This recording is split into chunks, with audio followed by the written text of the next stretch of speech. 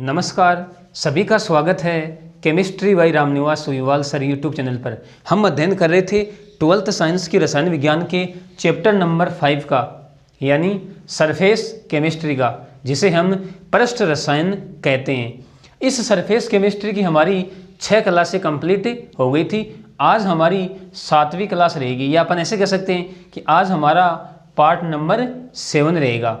पिछले वीडियो में हमने अध्ययन किया था उत्प्रेरक के प्रकारों का। 4 प्रकार के उत्प्रेरक हमने देखे थे: धनात्मक उत्प्रेरक, ऋणात्मक उत्प्रेरक, स्वतः उत्प्रेरक और प्रेरित उत्प्रेरक।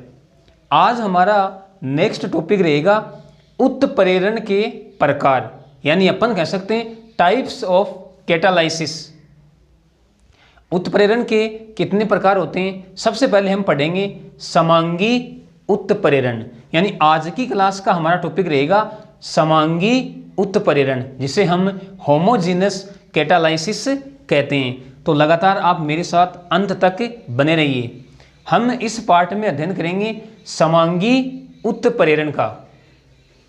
देखो, समांगी उत्प्रेरण हम किसे कहते हैं? हम कह सकते हैं यदि अभिकारक, उत्पाद व उत्प्रेरक की प्रावस्था समान हो तो वह समांगी उत्प्रेरण कहलाता है। ओवरऑल अपन ये कह सकते हैं कि अभिक्रिया में अभिकारक, उत्पाद व उत्प्रेरक तीनों की अवस्था एक समान है तो वह समांगी उत्प्रेरण कहलाता है। देखो, हम इसको परिभाषित कर रहे हैं। हम कहेंगे यदि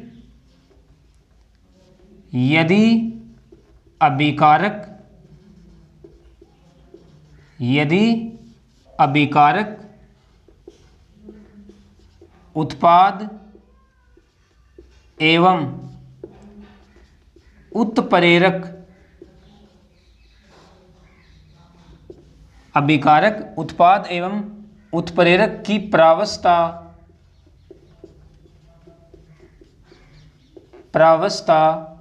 समान हो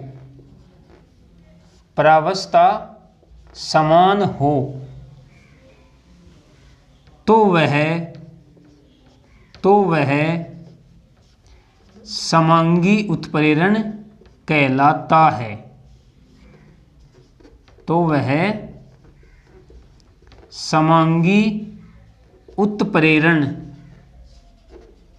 कहलाता है। क्या कहा हमने? यदि अभिकारक, उत्पाद एवं उत्प्रेरक की प्रावस्था समान हो तो वह समांगी उत्प्रेरण कहलाता है। हम समांगी उत्प्रेरण के एग्जाम्पल ले रहे हैं। पहला एग्जाम्पल ले रहा हूं मैं, सीसा कक्ष विधि। सीसा कक्ष विधि, सीसा कक्ष विधि, या अपन ऐसे कह सकते हैं सल्फ्यूरिक अम्ल के निर्माण की सीसा कक्ष विधि, यानी ये सीसा कक्ष विधि H2SO4 के निर्माण की विधि है। इसकी अभिक्रिया क्या होती है? 2SO2 plus O2 2SO3। अभिकारक भी गैसीय अवस्था में, उत्पाद भी गैसीय अवस्था में, और जो उत्प्रेरक है नाइट्रिक ऑक्साइड, ये भी गैसीय अवस्था में। और यही कहा हमने, यदि अभिकारक, उत्पाद व उत्प्रेरक की प्रावस्था समान हो तो उसे हम समांगी उत्प्रेरण कहते हैं। यानी ये एग्जाम्पल समांगी उत्प्रेरण का एग्जाम्पल है। दूसरा एग्जाम्पल ले सकते हैं अम्लीय माध्यम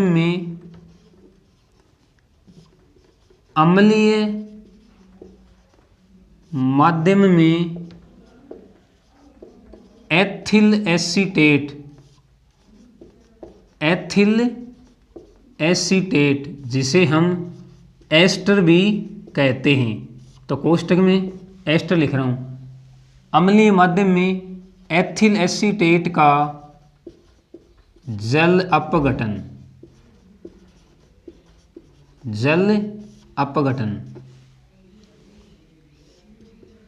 अम्लीय माध्यम में एथिल एसीटेट का जल अपघटन। अभिक्रिया क्या होती है?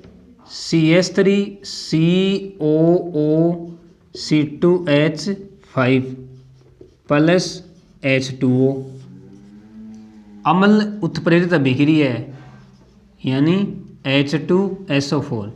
क्या बनेगा? CH3COOH plus C2H5OH। देखो अभिकारक भी लिक्विड अवस्था में, उत्पाद भी लिक्विड अवस्था में, और जो उत्प्रेरक है यहाँ पे H2SO4 ये भी लिक्विड अवस्था में।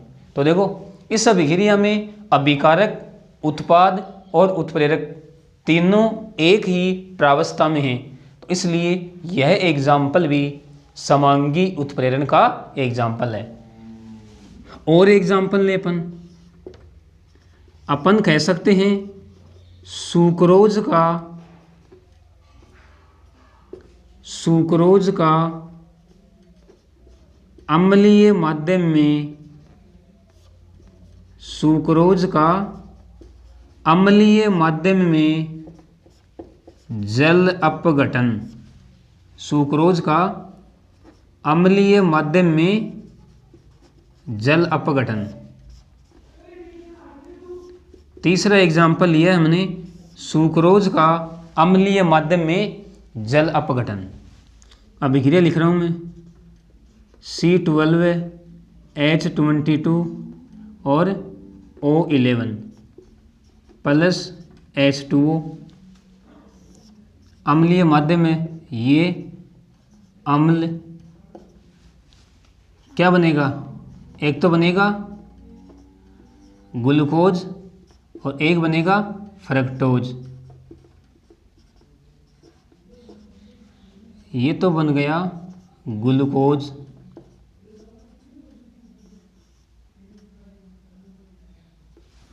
और ये बन गया फ्रक्टोज। ये भी लिक्विड, ये भी लिक्विड और ये भी लिक्विड, ये भी लिक्विड और ये भी लिक्विड। ये है सुक्रोज। तो देखो सुक्रोज का अम्लीय माध्यम में जल अपघटन भी एक समांगी उत्प्रेरण का उदाहरण है, क्योंकि इसमें भी अभिकारक, उत्पाद और उत्प्रेरक तीनों एक ही प्रावस्था में होते हैं। तो ये हमने समांगी उत्प्रेरण की परिभाषा और एग्जाम्पल देख लिए। अब हम देखते हैं समांगी उत्प्रेरण की क्रियाविधि। समांगी उत्प्रेरण की क्रियाविधि, और इसकी क्रियाविधि में एक सिद्धांत काम आता है जिसे हम कहते हैं माध्यमिक यौगिक सिद्धांत। माध्यमिक यौगिक सिद्धांत। अब हमारी हेडिंग क्या रहेगी? समांगी उत्प्रेरण की क्रियाविधि।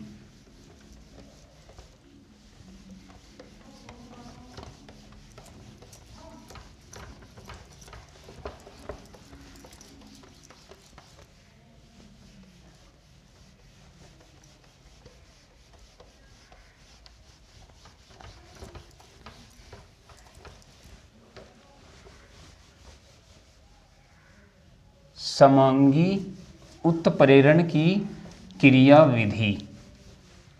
देखते हैं कि समांगी उत्प्रेरण की जो क्रियाविधि है वो किस प्रकार से संपन्न होती है और कौन सा सिद्धांत काम आता है।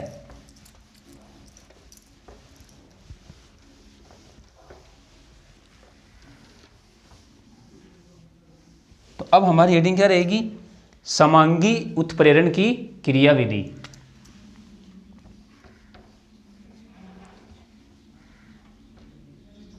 समांगी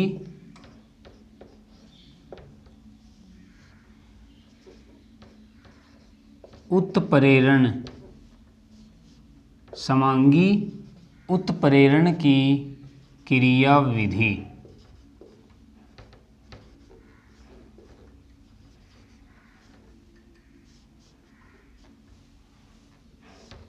देखो समांगी उत्प्रेरण की क्रियाविधि को हम समझाते हैं माध्यमिक यौगिक सिद्धांत के द्वारा।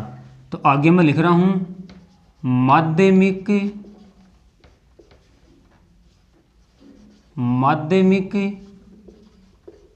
यौगिक सिद्धांत। माध्यमिक यौगिक सिद्धांत।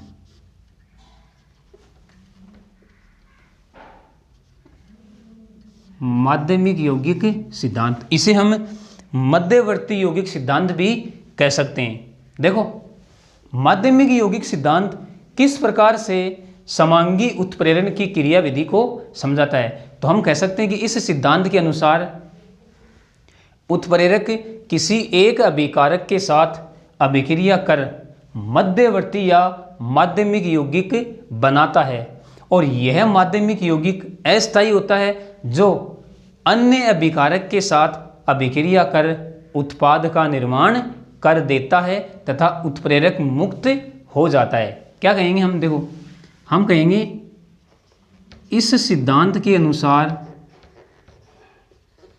इस सिद्धांत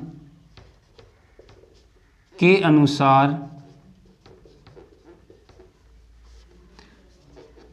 उत्प्रेरक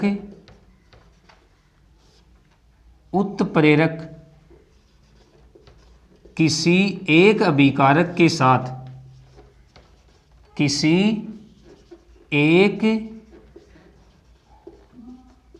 अभिकारक के साथ क्रिया कर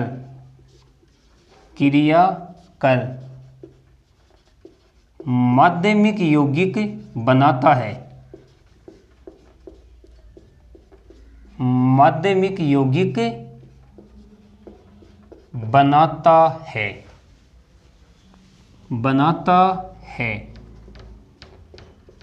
तथा यह माध्यमिक यौगिक अस्थायी होता है, तथा यह माध्यमिक यौगिक अस्थायी होता है, अस्थायी होता है जो किसी अन्य अभिकारक से अभिक्रिया कर, जो किसी अन्य अभिकारक से क्रिया कर उत्पाद बनाकर, क्रिया कर उत्पाद बनाकर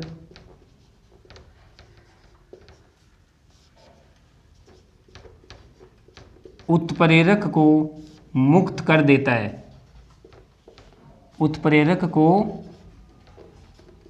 मुक्त कर देता है, उत्प्रेरक को मुक्त कर देता है। देखो, हमने क्या कहा? हमने कहा कि इस सिद्धांत के अनुसार उत्प्रेरक किसी एक अभिकारक के साथ क्रिया कर माध्यमिक यौगिक बनाता है। यानी सबसे पहले उत्प्रेरक किसी एक अभिकारक के साथ क्रिया कर माध्यमिक यौगिक बनाता है तथा यह माध्यमिक यौगिक अस्थायी होता है। यह माध्यमिक यौगिक अस्थायी होता है जो किसी अन्य अभिकारक से क्रिया कर उत्पाद बनाकर उत्प्रेरक को मुक्त कर देता है, उत्पाद बनाकर उत्प्रेरक को मुक्त कर देता है। इस सिद्धांत को हम एक जनरल एग्जाम्पल से समझते हैं। देखो, मैं कोई सामान्य अभिक्रिया ले रहा हूँ, सामान्य अभिक्रिया, समझना आप, सामान्य अभिक्रिया।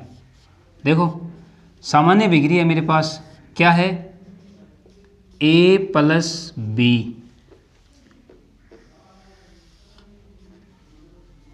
ये अभिक्रिया उत्प्रेरक की अनुपस्थिति में, उत्प्रेरक की अनुपस्थिति में धीमी गति से संपन्न होती है। ये लो, यानी ये तो हैं अभिकारक,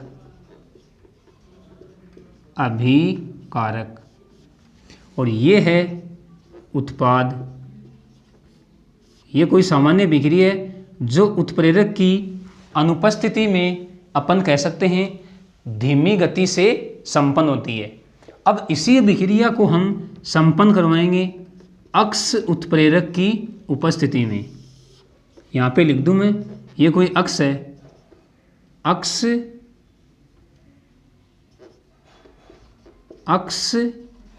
उत्प्रेरक की उपस्थिति में उत्पाद बनेगा AB। ये है अभिकारक, और ये है उत्पाद। अब देखो आप, जब यह अभिक्रिया उत्प्रेरक की अनुपस्थिति में संपन्न होगी तो अपन कहेंगे कि ये धीमी गति से संपन्न होगी, धीमी गति से। और इस अभिक्रिया को जब हम अक्ष उत्प्रेरक की उपस्थिति में संपन्न करवाएंगे तो ये शीघ्रता से संपन्न हो जाएगी। हम यहाँ पे लिख सकते हैं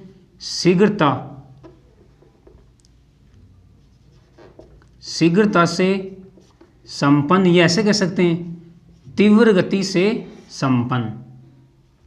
कोई दिक्कत नहीं है। अब देखो कि इस उत्प्रेरक ने ऐसा क्या किया कि इस अभिक्रिया का वेग बढ़ गया, यानी ये अभिक्रिया शीघ्रता से संपन्न हो गई। हम इसको अब माध्यमिक यौगिक सिद्धांत से समझाएंगे। देखो, क्रियाविधि,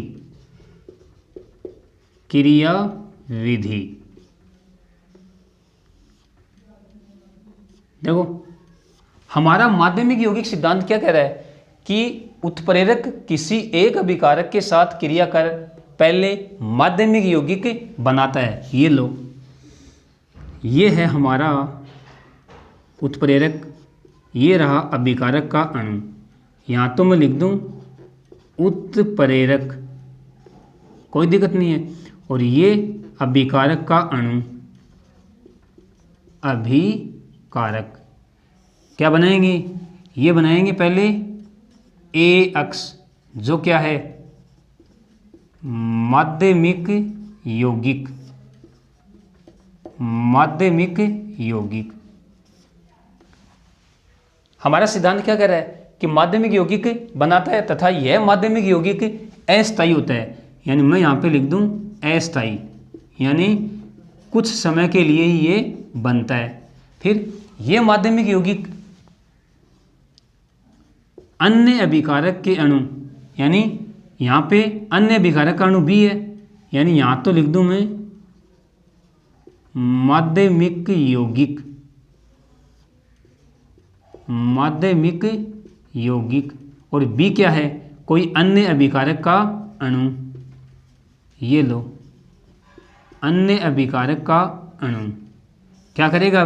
अब ये उत्पाद बना देगा, यानी AB उत्पाद बन जाएगा और उत्प्रेरक मुक्त हो जाएगा। ये तो बन गया हमारे पास उत्पाद, और ये उत्प्रेरक वापस प्राप्त हो गया। तो इस प्रकार माध्यमिक यौगिक सिद्धांत समांगी उत्प्रेरण की क्रिया विधि को समझाता है। हमने एक सामान्य एग्जाम्पल लिया, A+B अभिकारक हैं। इस अभिक्रिया को हमने उत्प्रेरक की अनुपस्थिति में संपन्न करवाया तो अभिक्रिया धीमी गति से संपन्न होती है। और इसी अभिक्रिया को हमने अक्ष उत्प्रेरक की उपस्थिति में संपन्न करवाया तो अभिक्रिया शीघ्रता से संपन्न हो जाती है। हमने इसकी क्रियाविधि देखी कि सबसे पहले उत्प्रेरक अभिकारक के एक अणु के साथ अभिक्रिया करके माध्यमिक यौगिक का निर्माण करता है। ये माध्यमिक यौगिक अस्थायी होता है, जो दूसरे अभिकारक अणु के साथ अभिक्रिया कर उत्पाद का निर्माण कर देता है और उत्प्रेरक वापस मुक्त हो जाता है। यानी अपन कह सकते हैं कि माध्यमिक यौगिक के निर्माण में कम सक्रियण ऊर्जा की आवश्यकता होती है, इसलिए अभिक्रिया का वेग बढ़ जाता है। या अपन ऐसे कह सकते हैं कि अभिक्रिया शीघ्रता से संपन्न हो जाती है। अब हम ये तो हमने सामान्य एग्जाम्पल लिए, अब हम कुछ विशिष्ट एग्जाम्पल ले रहे हैं समांगी उत्प्रेरण के, और हम उनकी क्रिया विधि देखते हैं।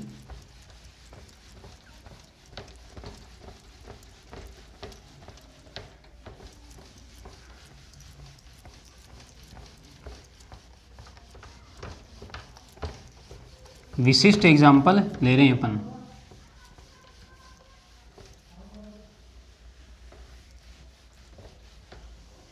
देखो पहला एग्जाम्पल ले रहा हूं मैं, वही शीशा कक्ष विधि वाला, समझना आप। ये लो SO2 G plus half O2 G, उत्प्रेरक क्या है NO, ये भी गैसीय अवस्था में, और हमारे पास उत्प्रेरक NO है नाइट्रिक ऑक्साइड, उत्पाद क्या बनेगा SO3, और ये भी गैसीय अवस्था में। यानी ये तो है हमारे पास अभिकारक,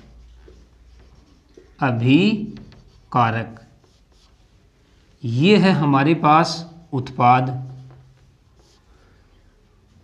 और NO यानी नाइट्रिक ऑक्साइड क्या है उत्प्रेरक। अब देखो, अब हम इसकी क्रिया विधि देखते हैं।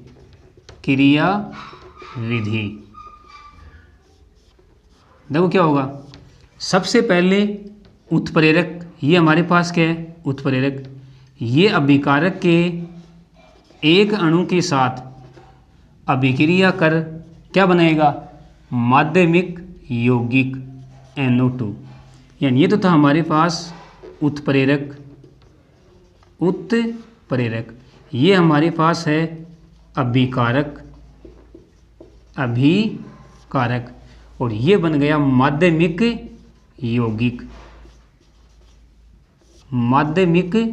यौगिक जो अस्थायी होता है। भाई नाइट्रिक ऑक्साइड यहाँ पे क्या है उत्प्रेरक, अभिकारक के साथ अभिक्रिया कर पहले क्या बनाएगा माध्यमिक यौगिक, जो क्या होता है अस्थायी, यानी कुछ समय के लिए ही बनता है। अब ये माध्यमिक यौगिक अभिकारक के अन्य अणु के साथ अभिक्रिया कर उत्पाद का निर्माण करता है। यानी हम लिख सकते हैं NO2 तो क्या है यहाँ पे माध्यमिक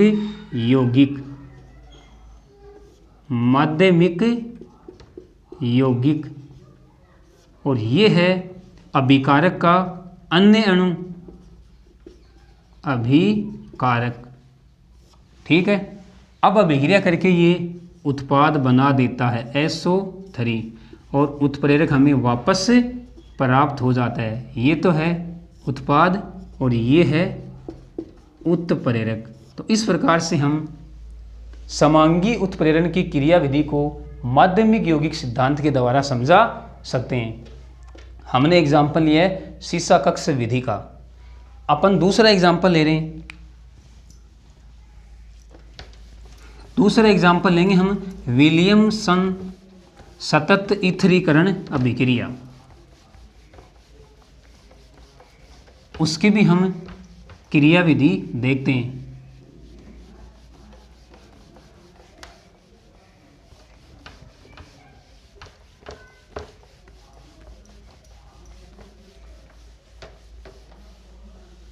दूसरा एग्जाम्पल हम ले रहे हैं विलियमसन सतत ईथरीकरण अभिक्रिया। एग्जाम्पल सेकंड, विलियमसन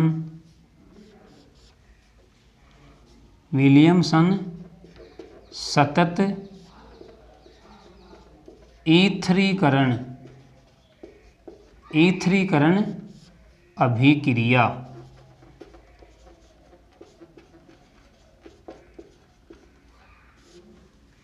विलियमसन सतत ईथरीकरण अभिक्रिया। देखो ये अभिक्रिया ईथर के निर्माण की अभिक्रिया है, इसीलिए इसका नाम क्या पड़ा विलियमसन सतत ईथरीकरण अभिक्रिया। देखो अभिक्रिया क्या है, C2H5OH प्लस C2H5OH H2SO4 उत्पाद क्या बनेगा? C2H5O C2H5O और H2। यानी ये तो हैं हमारे पास अभिकारक के अणु, अभिकारक के अणु।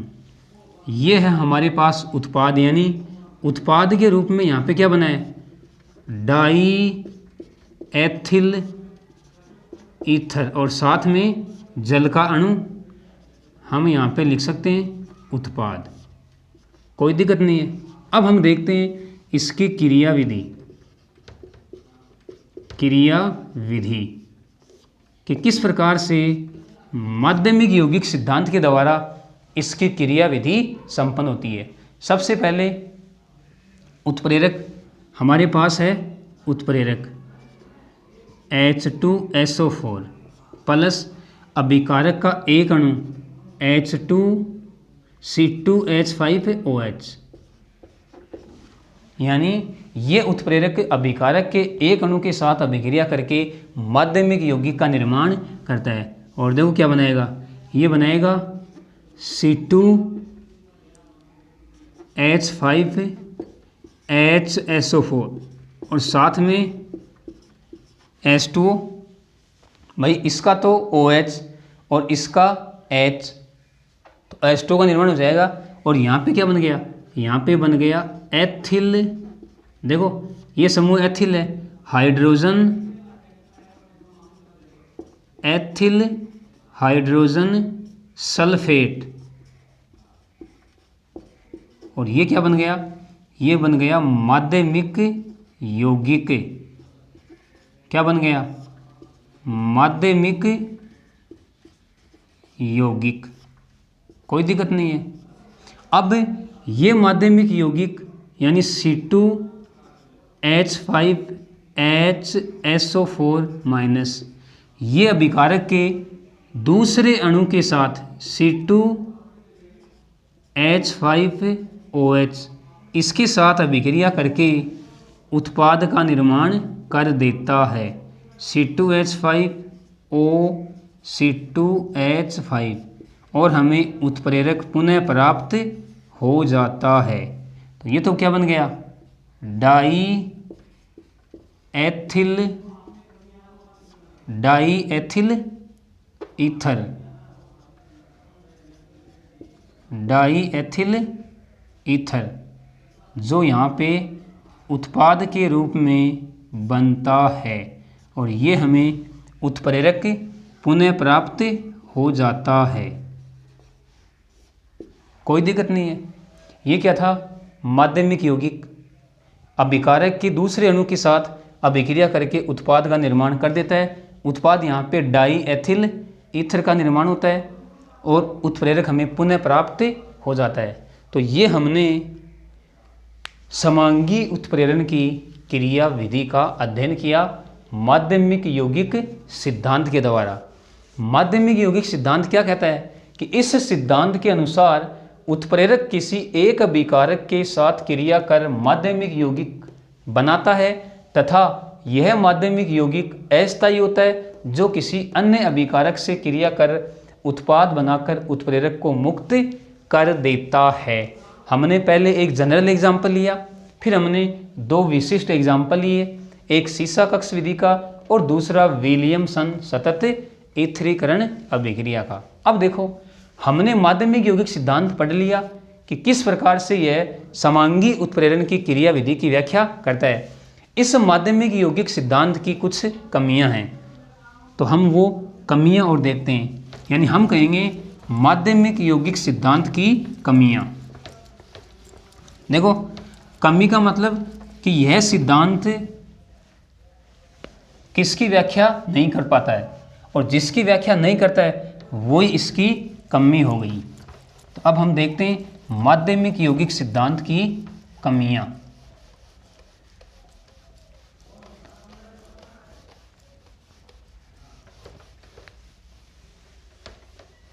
यानी अब हमारी हेडिंग क्या रहेगी, माध्यमिक यौगिक सिद्धांत की कमियां। माध्यमिक यौगिक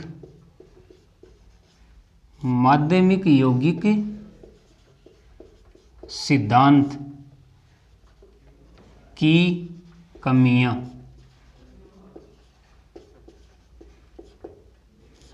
माध्यमिक यौगिक सिद्धांत की कमियां।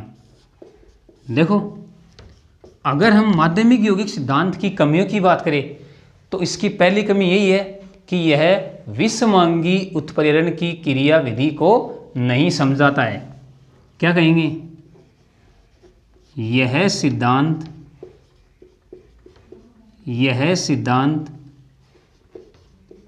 विषमांगी उत्प्रेरण की क्रिया विधि की व्याख्या नहीं करता है।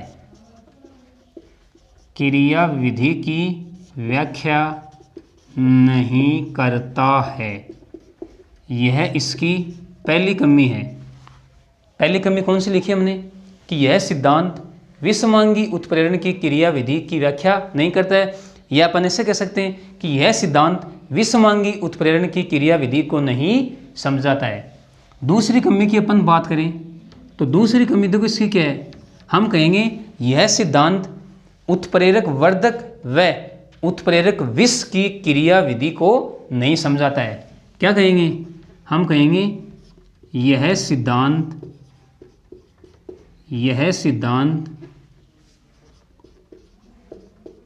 उत्प्रेरक वर्धक एवं उत्प्रेरक विष की क्रिया विधि को नहीं समझाता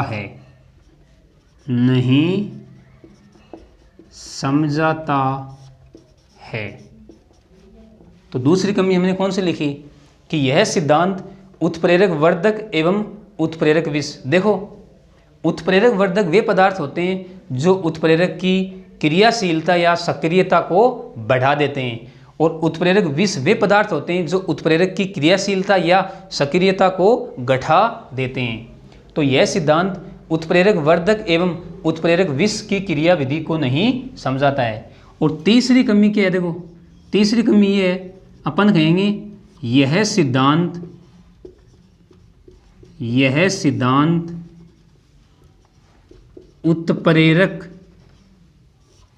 उत्प्रेरक के सक्रिय केंद्रों एक्टिव सेंटर, सक्रिय केंद्रों के महत्व को नहीं समझाता है। क्या बताया मैंने, सक्रिय केंद्रों के महत्व को नहीं समझाता है। तो ये देखो, ये कुछ कमियां थी माध्यमिक यौगिक सिद्धांत की, इनको भी आप ध्यान में रखोगे। पहली कमी हमने क्या लिखी, कि यह सिद्धांत विषमांगी उत्प्रेरण की क्रिया विधि की व्याख्या नहीं करता है। दूसरी कमी, यह सिद्धांत उत्प्रेरक वर्धक एवं उत्प्रेरक विष की क्रिया विधि को नहीं समझाता है। और तीसरी कमी हमने क्या देखी, कि यह सिद्धांत उत्प्रेरक के जो सक्रिय केंद्र होते हैं, सक्रिय केंद्रों के महत्व को नहीं समझाता है, यानी सक्रिय केंद्रों के महत्व के बारे में कोई व्याख्या नहीं करता है। तो ये हमने समांगी उत्प्रेरण की क्रिया विधि का अध्ययन कर लिया माध्यमिक यौगिक सिद्धांत के द्वारा। अब हम नेक्स्ट क्लास में पढ़ेंगे विषमांगी उत्प्रेरण की क्रिया विधि, और वहाँ पे हम पढ़ेंगे अधिशोषण सिद्धांत। तो आज की क्लास के लिए इतना ही। ओके, धन्यवाद।